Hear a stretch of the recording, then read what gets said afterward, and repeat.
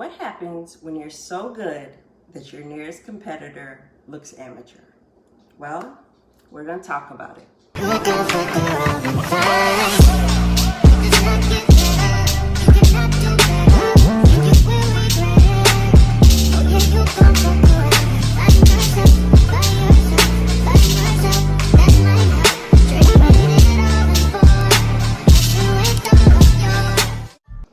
Hey guys, the face of boxing, Canelo Alvarez, is back this weekend.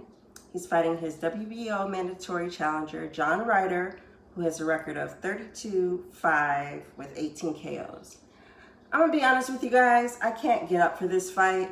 It's not that I feel like John Ryder doesn't deserve to be here. He absolutely does. He fought Zach Parker in his last fight. He didn't stop Parker, but something happened to Parker's hand, and I think either his corner stopped it or he quit or whatever. It was weird.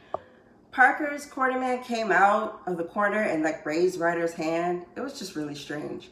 But yeah, that was the fight that made Ryder Canelo's mandatory. And if I recall correctly, that was the same Zach Parker that Demetrius Andre ducked. I don't want to say he ducked because I think he would have won the fight, but he conveniently didn't fight him. Had he won, he would have been in Ryder's position right now. And I just find it funny considering the antics at the Billy Joe Saunders press conference. Now, to the fight.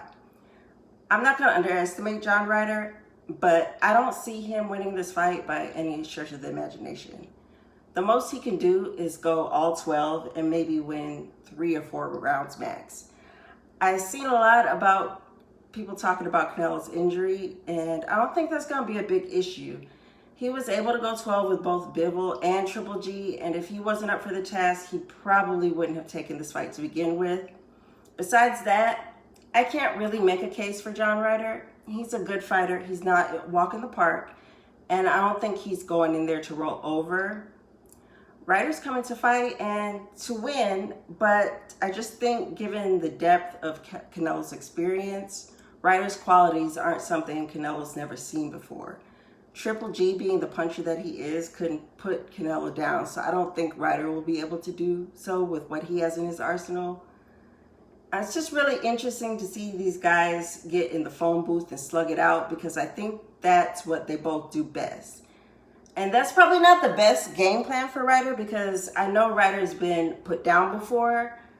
I do give him a chance to win if he can make it to the later rounds because Canelo can get sluggish in fights, and Canelo does give his opponents tiny windows of opportunity to get in the fight. The only thing is you have to have power, you have to have a gas tank, and defense to take advantage of that. You basically have to turn into Bivol. And I don't see Ryder doing any of that. If you look back when he fought Danny Jacobs, which I thought he lost that fight, there were moments when he would turn up and really sit down on his punches, but then he would just ease off the gas and then let Danny Jacobs back in the fight. I'm not really big on judging fighters by their last performance because you can have a bad fight and then you can bounce back. But over the course of his body of work, I don't see where he has another gear where he just turned up. And I'm not the Ryder scholar or anything, so I may just have missed it. But I have Canelo stopping Ryder in about 8 or 9 rounds. I want you guys to drop down in the comments. Let me know who you have winning and how you have them winning. Until next time, stay safe, stay dangerous, and stay messy. Bye. I'm a messy bitch who lives for drama.